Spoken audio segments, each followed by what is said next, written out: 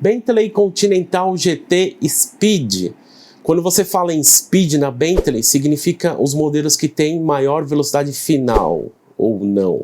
Porque ela falou isso quando ela anunciou a primeira versão Speed lá na primeira geração do Continental e no Flying Spur, mas aí no Continental ela decidiu lançar a versão Super Sport, tipo, que se dane que a gente falou, importa, é a última coisa que a gente disse. Na primeira geração, você tem no Continental e tem no Flying Spur. Depois ela decidiu não fazer mais a versão Speed nos Flying Spur, aí ficou só no Continental. Então tem um Continental na primeira, na segunda e agora que é a terceira geração, que é o que eu vou falar hoje, né? Então você tem a Speed no Continental pelo momento, você tem no Bentayga, né, no SUV, e tem no Mulsanne, o sedã que infelizmente já saiu de linha. Bom, assim, eu não gosto do visual, mas é uma pena os sedãs estão sendo substituídos aí pelos SUVs, né? Eu acredito assim, a gente está numa despedida de várias coisas, principalmente os motores V12, W12 e tudo mais, né? E eu acho que só vai ter mais uma versão antes da despedida total. Provavelmente devem lançar, talvez, alguma versão do Super Sport ainda nesse carro, talvez um Super Sport conversível, e meio que acho que já encerra a questão do motor W12, né? É o mesmo motor W12, tá? 6.0 que eu vou falar já. Visualmente, eu não sou muito fã dessa terceira geração, tá?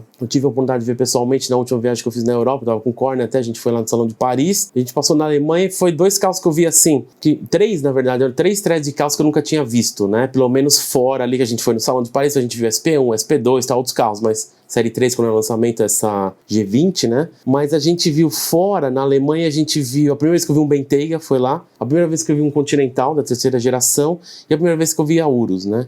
E o carro que eu menos gostei de ver foi esse. Eu não gosto desse carro, eu acho ele feio, esquisito, parece feito por um chinês, sabe? Respeito quem gosta, mas pra mim a mais bonita é a primeira geração e eu acho a segunda muito charmosa, né? Aqui no Brasil eu acredito que a gente não tem essa geração do Continental GT, a primeira e a segunda tem, vieram oficial até. E eu lembro, tô falando lembrando agora, existe a versão Speed da primeira geração aqui no Brasil, tá? Que eu me lembro veio independente. A gente tem a Super Sport, que inclusive eu vi no final de semana, a primeira geração do Super Sport lá. Era branco, acho que eu vi, talvez fosse o Cabrio, eu não me lembro. Eu coloco foto aí pra vocês verem, tá? Como é que eu faço pra identificar uma versão Speed se eu ver na rua?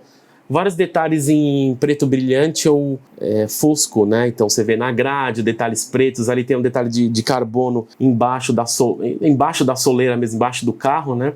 E tem a escrita Speed ali na lateral, né? A Bentley sempre se gabou que ela teria os maiores freios de um carro de produção na versão Speed. Foi assim com a primeira geração do Continental. Eu lembro que ela falou isso porque a Mercedes também veio com essa. Quando lançou os motores 65 na classe S, S65 e a CL65 também, a gente tem os maiores freios de um carro de produção. Aí a Bentley chegou... Não, na verdade a gente tem. Pra você ter ideia, eu lembro assim mais ou menos, tá? Mas eu lembro que... Falei, porra, eu acho que esse pessoal tá viajando. Deixa eu pesquisar um negócio. Eu lembro que a grande questão na época, a gente tá pensando o quê? Na versão Speed, acho que é 2012, talvez, não, antes, 2009... Tem um carro importante, né? Bugatti Veyron. Falei, caramba, os caras tão loucos, não deve ser maior que o freio do Veyron. Eu fui pesquisar lá, aí eu vi que o disco era igual, só que a grande questão era a quantidade de pistões.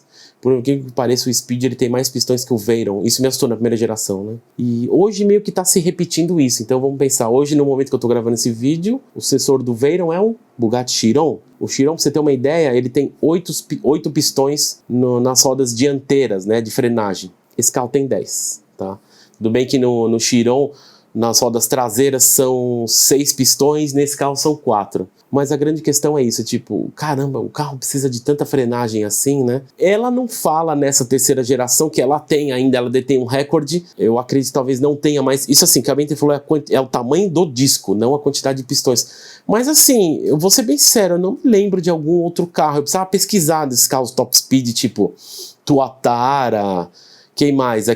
O Venom, o Koenigsegg, eu preciso dar uma olhada na quantidade de pistões para ver se estão mais que isso, né? Preciso dar uma olhada no Koenigsegg também, no Jesko. Mas é isso, né? Bom, então, visualmente eu não sou muito fã, mas eu respeito muito a marca porque é um carro para você usar no dia a dia. É que a precificação aqui no Brasil tá tudo errado. Os caras viajam, olham os preços e falam, nossa, não tem nada a ver esse preço aí, velho. O cara nunca vai comprar. Se o cara sabe que é um Bentley, o que é animal, ele não vai pagar esse preço. Ele vai pagar metade dos que estão anunciando, né? Esse carro ele tem que ser condizente com mais ou menos os preços dos motores 65 que tem aqui no Brasil, tá? Então, isso assim, pensa ao longo do tempo, não como 0 km. Então, assim, tem uns preços que eu olho assim e falei, Jesus, os caras são totalmente loucos, né? Mas outra coisa curiosa também, referente à motorização, né? Ainda continua o motor da W12 6.0 Twin Turbo. Agora eles estão com 669 cavalos, são 24 cavalos a mais que a versão normal e 91,7 kg de torque, tá? 0 a 100 3.6, máxima de 336 km por hora. Câmbio de dupla embreagem de 8 marchas, vamos lembrar que esse carro usa a plataforma da Panamera, tá? Rodas 22 polegadas, uma maior aí, insano, né? Que foi. E eu tava olhando uma coisa interessante, diz assim, a velocidade máxima desse carro, então 333, se você frear totalmente de 333 a 0, o carro produz 10 megajoules de energia que é convertido em calor. Uma pena que esse carro ele não tem alguma coisa tipo o supercapacitor, que nem eu comentei com o Matheus, a gente gravou o NBcast da Cian, vou deixar o link na descrição. A Lamborghini, que é o primeiro carro híbrido que, em vez de usar bateria, usa capacitor, que ele pega muito mais energia e joga de uma vez, né? Recomendo você ver, ficou bem legal esse NBcast. Então, assim, é muita energia perdida, né? Você imagina que esse carro pesa 2.200 quilos, então... você esperava que, tipo, é meio que uma perda, não ter um reaproveitamento disso. Lá no interior eu vi que tem, detalhe extremo luxo que a gente está acostumado, né? Couro e alcântara, o painel pode ser alumínio, aço escovado, madeira. A ideia que a Bentley fala nesse motor aqui, eles tunaram o motor para que a pressão da turbina fosse distribuída numa faixa maior de giro. A pressão é a mesma, mas mantém por mais tempo, tá? Quanto mais você esticar a marcha do carro, manter mais esticando, assim, se for até no corte, você vai sentir mais a performance do carro. A Bentley fala que faz isso para dar mais a impressão de ser um carro mais aspirado. Acho que o pessoal está tentando replicar bastante coisa nisso, né? Pela primeira vez a Bentley colocando um Limit Slip Differential no carro, tá? Como é que é? Deslocamento limitado de não sei o que o Corey Matheus fala, é muito engraçado. Eu falo que é o LSD mesmo, né? Qual que é a ideia? É a quantidade de tração, porque o carro é tração integral, né? Então, qual que é a questão? Você pensa assim, porra, mas um LSD no carro desse, porque o LSD você vê no carro de performance, né? Tem até muito carro que não tem LSD, carros de performance que não tem LSD. Então você fala assim, pô, você vai pensar num Bentley desse, tudo bem que é a versão Speed, mas talvez no Super Sport, né? Então a ideia do LSD que é tipo uma roda não... Quando você está fazendo a curva, a roda de fora ela gira de maneira diferente da interna para não levantar aquela fumaça. Tem um Torque Vectoring ali também para ajudar a comandar isso daí, né? Então a ideia é fazer curvas mais rápidas, ele deixa até você sair um pouquinho de lado, né? Lembrando que esse carro é tração integral. Pela primeira vez roda traseira estressante no Continental, já tinha no Flying Spur, tá? Ele usa um sistema de estabilização anti-rolagem elétrica. Então é o seguinte, aquele efeito ônibus, né, de você estar fazendo a curva toda pela inércia, você está indo para um lado, seu corpo vai tudo para o outro, né? Então a ideia ele usa motor elétrico para compensar isso, não ter aquela rolagem. Eu senti algo parecido, tem vários carros que tem isso agora, né? Mas recentemente eu andei na Audi RS6 nova com o Nando lá da Pit Stop, que ele estava fazendo um calibre no carro, andei na rodovia, a gente está fazendo uma curva meio rápido. Cara, é impressionante, só que lá ele usa o Magnetic Suspension mais a bolsa de ar, né? Então a suspensão magnética que ela compensa. Cara, é muito estranho. O pessoal pergunta, puta, e como que é? Eu falei, puta, eu não sei te explicar. É como se você pegasse um carro normal e você fizesse a curva 30 por hora. É tranquilo. É tipo isso, só que você tá muito rápido.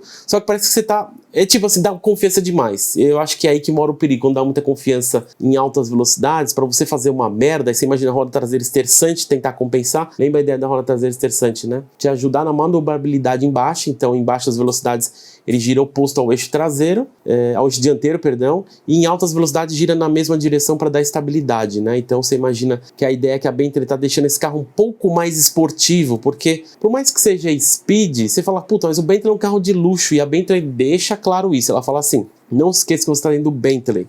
A Bentley nunca vai comprometer o seu conforto em prol de esportividade, ela vai tentar colocar paralelo os dois, né? Então, nesse sistema anti-rolagem, diz que corrige está virando, então assim, aí o seu peso pela inércia tem de ir para um lado, né? Ele vai compensar em 0,3 segundos a correção, e a porrada que dá no motor elétrico aguenta até 172,5 kg de torque, tipo, ele manda de uma vez. Então você imagina na pior circunstância, lembre-se que esse mal tem no Bentayga também. O carro 4 pessoas, lotado, você fazendo a curva, todo o peso da galera inteira do carro, imagina assim, que eu tô no sentido oposto aí, mas tá fazendo o volante tudo virei aqui pra direita, no caso pra você pra esquerda, e todo pro outro lado, aí daqui a pouco vem todo o peso pra cá. Aí existem motores elétricos que compensam, né?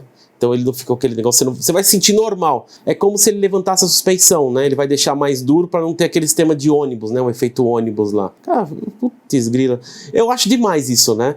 Mas isso também dá um perigo que eu falei, é a confiança que dá demais em alta, né? Vão ter 3 modos, Bentley, Comfort e Sport, sendo o Bentley o modo mais Bentley, né? Entregando o máximo conforto, aí depois tem o Comfort e depois você tem o Sport.